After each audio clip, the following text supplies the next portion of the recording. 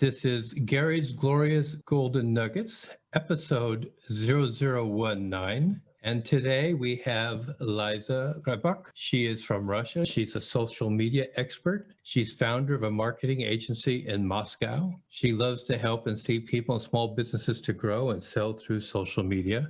She has a high interest in the US market and how audiences behave there. So let me welcome you, Liza. Hi, Gary, and thanks for having me today.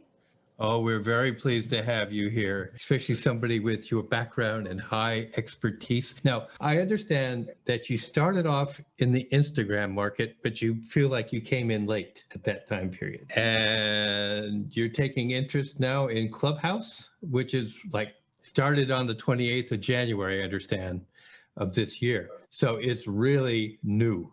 Is that correct? Yes, and my goal is to go there as fast as I can. Okay, very good. All right. So I just want to set that on the table for everybody right now. So let me just get started with our first question. What is the one thing that you wish you had known when you began your entrepreneurial journey? As you told already, that was to start earlier, because as I came to Instagram like 4 years ago, when it already existed and already worked pretty well, it cost me a lot to promote myself and to go into that platform.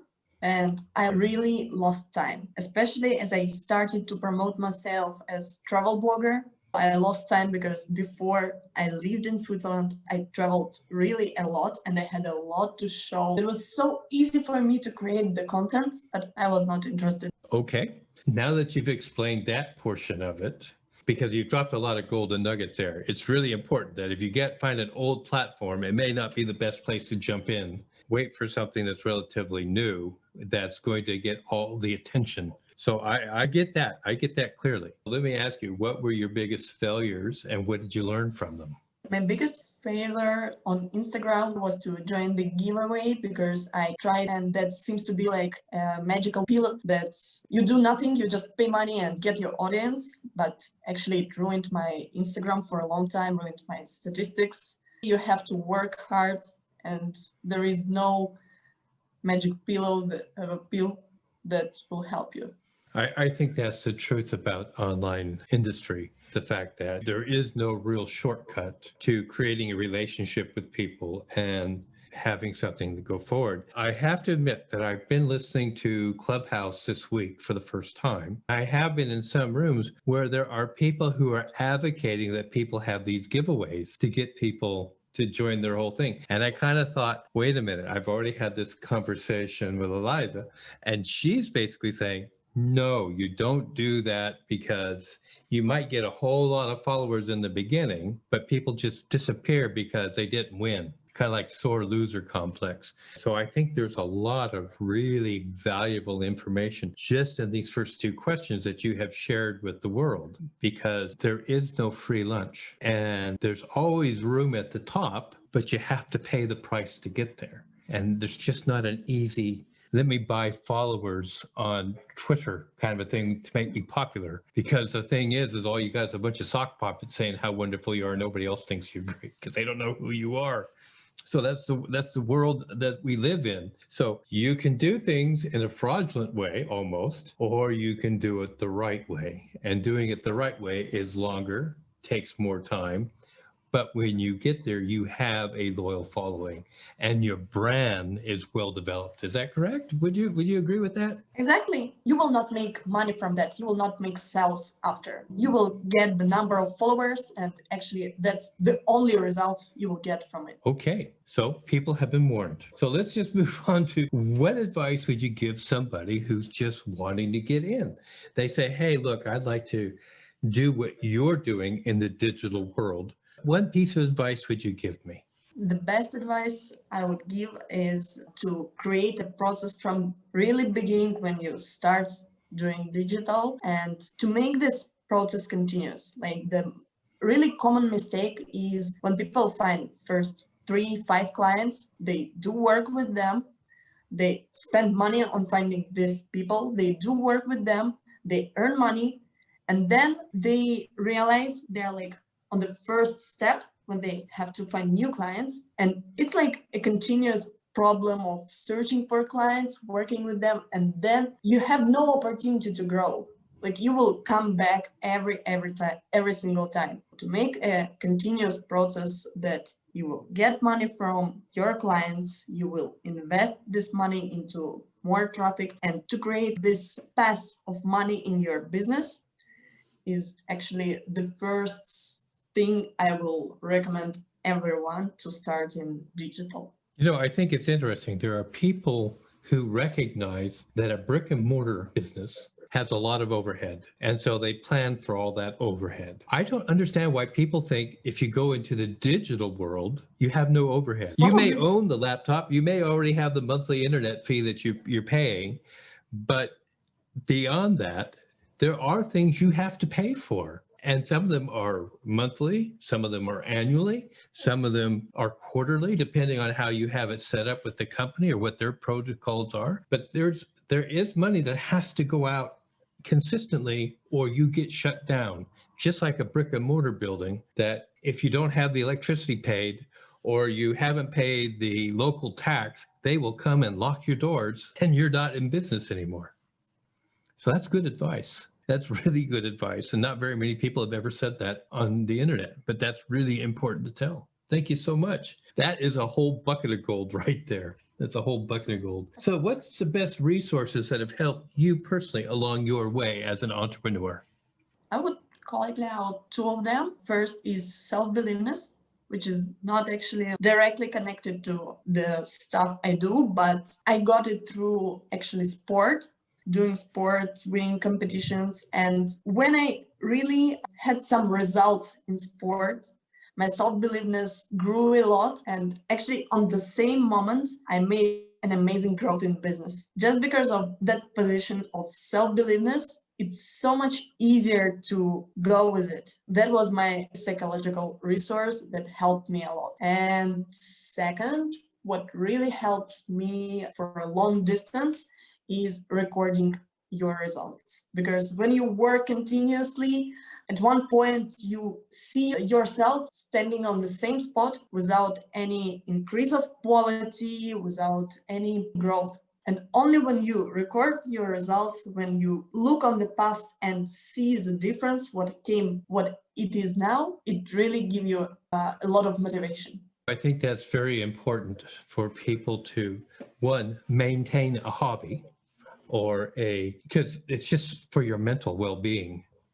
The other thing that's really important that you talked about is keep a record, write a journal, do whatever it is that you need to do so that you can actually go back a month ago, 2 months ago, and say, oh yeah, I'm not struggling with that anymore. Things have actually gotten better because you are on a path. And if you're a solo entrepreneur, if you think that you can do this all by yourself, you will discover that you're making progress and nobody's telling you about it. So that's really important. Of course, this community, there are people that I'm involved with, and it's a community.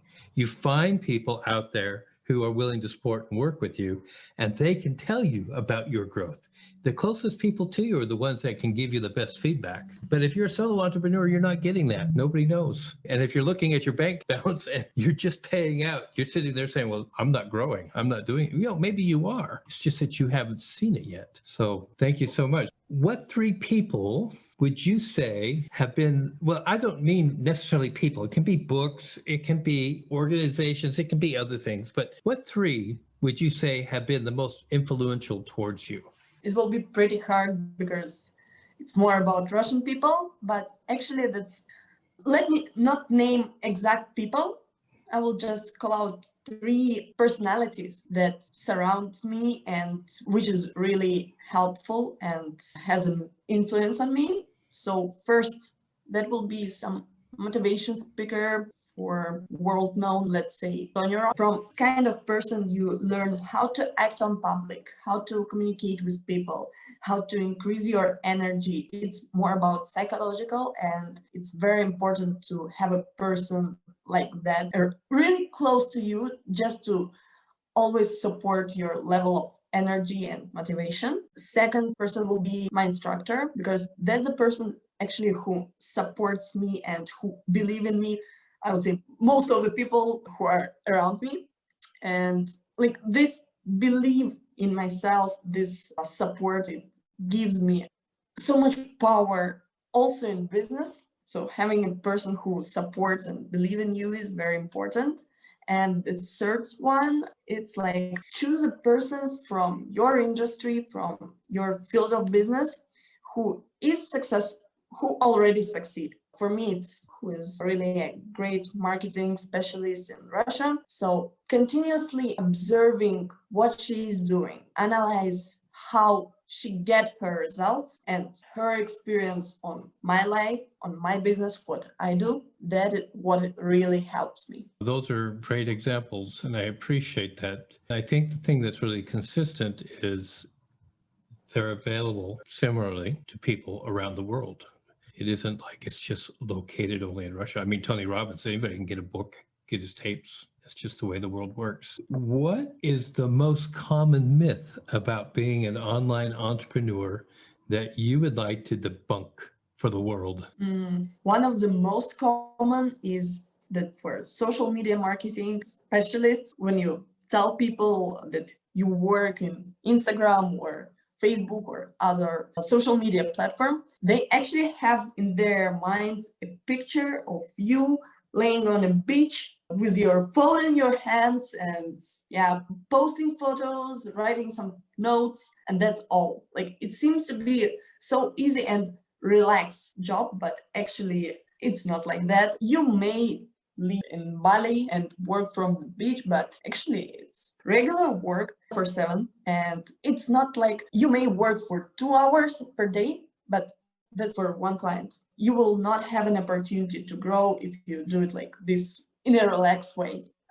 Second myth is people believe that social media is like 90% about creativity, which actually was my belief when I came into that business. But it's more about statistics, it's more about numbers, it's more about analysis, and the creativity in social media is really like very small part of work that you do. Well, there you go, folks. The myth has been busted. You're not just drinking pina coladas on the beach someplace with your phone or your laptop and working just 1 or 2 hours a day. It really does become a full-time job. You can be sitting in coffee spots or on the beach as long as you have an internet connection. But the truth of the matter is you're working. You are working and you're making connections. And this is a relationship business. It's nothing that anybody behind a screen or a email address can hide. People try that and they fail. The ones that succeed are the people who create a relationship with the person on the other side. And so thank you very much for smashing that myth. I think it's one of the biggest myths out there is people say, oh, you don't really work. No, Exactly. really. I understand you just kind of like make a website and you're a millionaire next week.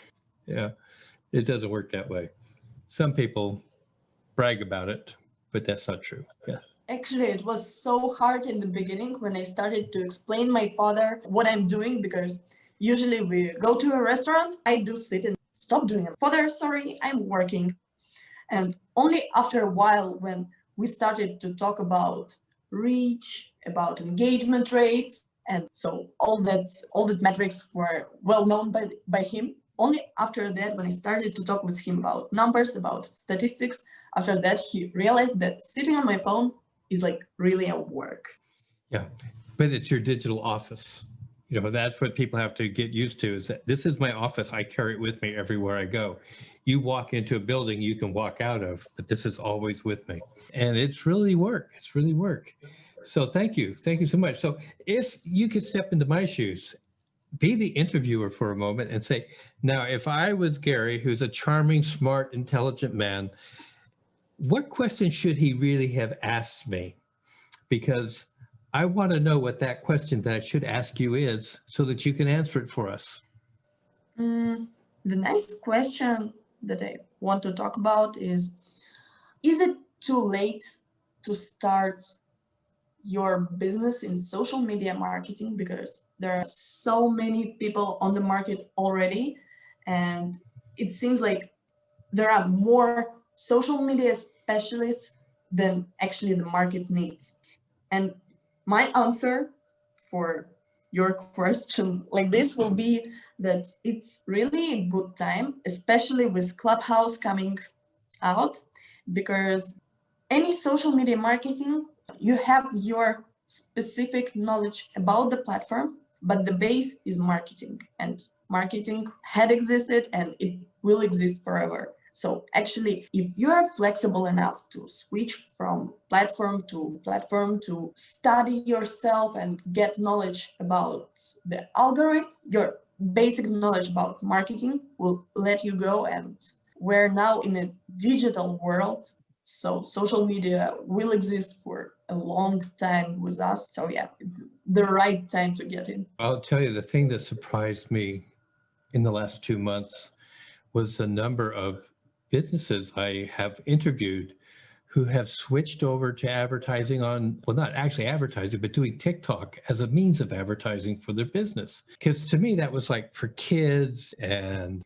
people doing idiot dances and different things online. But there are huge financial institutions that have realized that the numbers show you have a lot of people with a high income who are watching TikTok for entertainment, especially in lockdown. They're sick of Netflix. They're sick of what's on the television, and they're just doing these different things for entertainment purposes. And it's a gold mine to them. So you have to stay on the front. It's always learning, because the person who thinks they know it all is now a dinosaur. And you're right on there. You're right on in the world of things. So you're really interesting. And you seem to have an awful lot of knowledge and the ability to help people, at least to be guided online. Somebody is listening to this podcast saying, okay, I'm in North America. I'm in the United States. I want to talk to her because she's studying my market. She knows what's going on, and she can give me an international perspective. How would be the best way for them to contact you?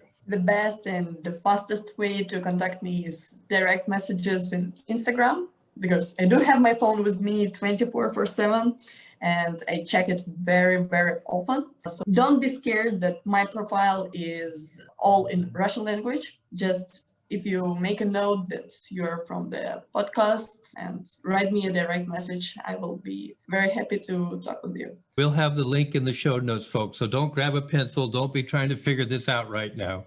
We'll have it in the show notes and you can grasp it there when you're ready. Okay, so there we go. Now, this is the point of the show that I really like, and that is I give every guest 2 minutes uninterrupted to say whatever is on their heart to the world.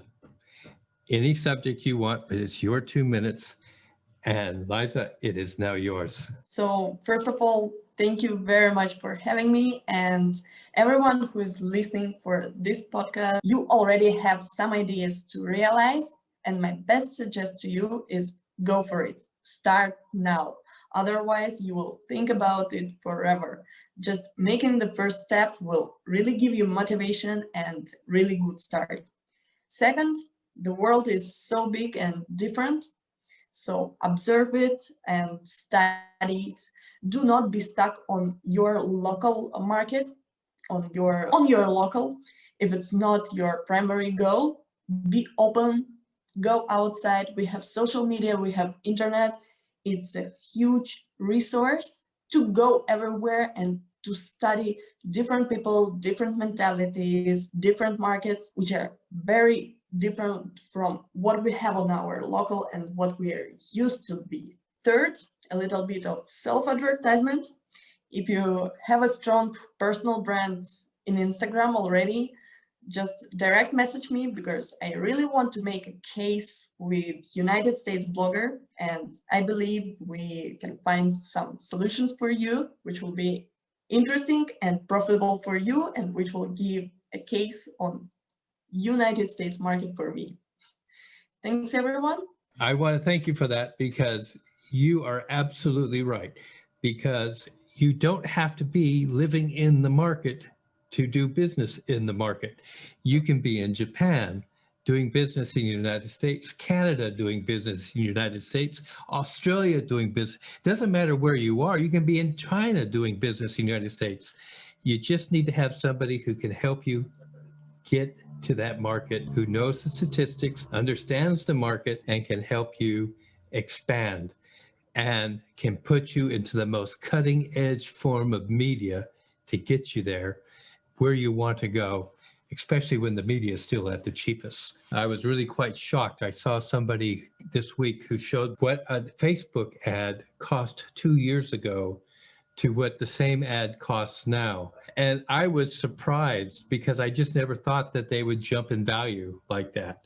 But it's amazing. So part of being an astute business person is knowing where you can get the most out of your media advertising dollar, pound, yen, lira, euro, doesn't really matter. Where you're going to get the most out of it so you get the biggest return. So I want to thank you so much. It's been so great to have you here. Ladies and gentlemen, this is going to conclude Gary's Glorious Golden Nuggets for this episode. I want to thank you for listening. Please consider subscribing. Please do share this with other people. And to those of you who are listening to me in Japan, thank you so much, because last week we were listed as 103 on the Japanese Entrepreneur Podcast Download list. Totally blew me away. But thank you so much for listening to us. And thank you, Liza, for giving us all your golden nuggets today. We'll catch you on the next podcast, ladies and gentlemen. Goodbye.